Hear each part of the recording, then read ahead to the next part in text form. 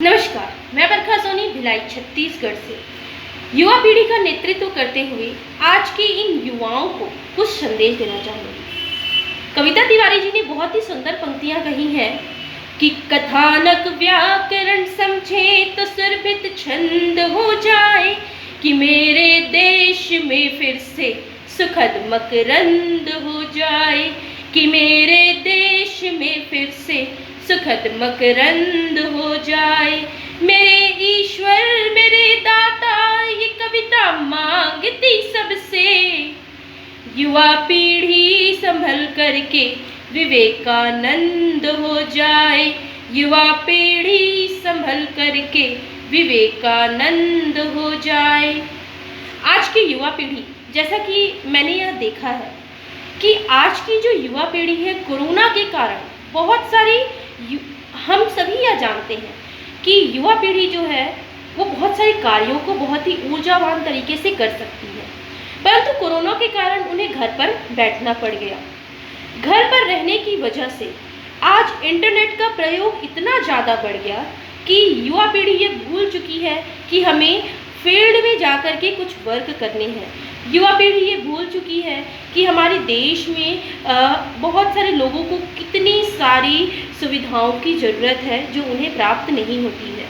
आज की युवा पीढ़ी बहुत सारे ऐसे कार्यों को कर सकती है, परंतु आज कोरोना के कारण, वर्क फ्रॉम होम होने के कारण आज की युवा पीढ़ी अपना ज़्यादा से ज़्यादा समय इंटरनेट, मोबाइल और ऑफिस को वर्क फ्रॉम होम के जरिए, जूम मीटिंग के जरिए देने लग गई।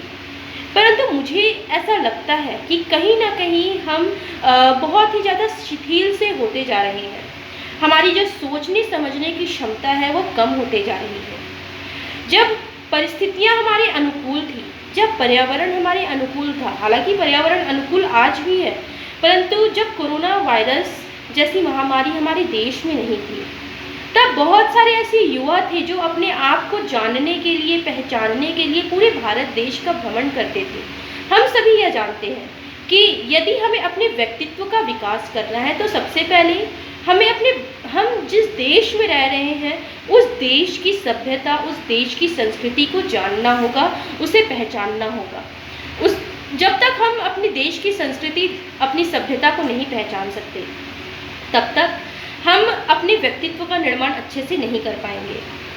तो मैं आज यह देखती हूँ कि बहुत सारी युवा पीढ़ी जो है वो कंप्लेन करती है, वह प्रश्न चिन्ह खड़ा करती है। मैं आपसे कहना चाहूँगी कि यदि आपके पास कुछ करने के लिए नहीं है और जब परिस्थितियाँ हमारे अनुकूल हो जाए तो आप पूरे भारत का भ्रमण करें। भारत का भ्रमण करने के दौरान आप पाएंगे कि किस प्रकार हमारे देश में कोई भी कार्य जो है वो संपन्न होते हैं, किस प्रकार हमारे देश की सभ्यता जो है इतनी बड़ी है। हमारे देश में इतने सारे संसाधन उपलब्ध हैं जिन्हें हम जानते भी नहीं हैं। वो एक बहुत ही सुंदर सी पंक्तियाँ कही गई है किसी शायर ने, जो मुझे बहुत अच्छी लगती है, जो मैं आपको सुनाना चाहूँगी, तो सुनिएगा कि मंजिल तो मिल ही जाएंगी भटकते ही सही, गुमराह तो वे हैं जो आज तक घर से निकले ही नहीं।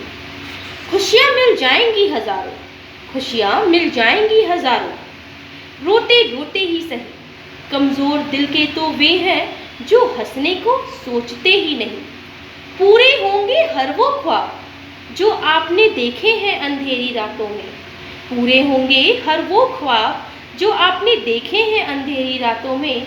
ना समझ तो वे हैं जो डर से पूरी रात सोते ही नहीं। मंजिल तो मिल ही जाएंगी भटकते भटकते ही सही, गुमराह तो वे हैं जो आज तक घर से निकले ही नहीं, जो आज तक घर से निकली नहीं। युवा पीढ़ी, युवाओं, आपके अंदर आप इतने समर्थ हैं, आपके अंदर इतनी ऊर्जा है कि आप अपने देश की विविधताओं को जान सकते हैं, समझ सकते हैं। तो उठो, जागो और तब तक मत रुको जब तक आप अपने व्यक्तित्व का निर्माण अच्छे से ना कर सको। स्वामी विवेकानंद जी ने कहा है कि उठो, जागो और तब तक मत रुको जब तक तुम अपने लक्ष्य की प्राप्ति ना कर सको। इसी प्रकार आप उठिए, जागिए, अपने कर्म पथ पर चलिए। यदि आपके पास कुछ करने के लिए नहीं है तो आप अपने भारत का भ्रमण ही करें, अपने देश की विविधताओं को जानने की कोशिश करें। आप पाएंगे कि आपका व्यक्तित्व बहुत ही ज़्यादा विकसित होगा, आपका व्यक्तित्व बहुत ही ज़्यादा उभर कर निखर कर आएगा। बहुत बहुत धन्यवाद। मेरी वाणी पे जरूर कीजिएगा विचार। मैं आपसे विदा लेती हूँ। नमस्कार।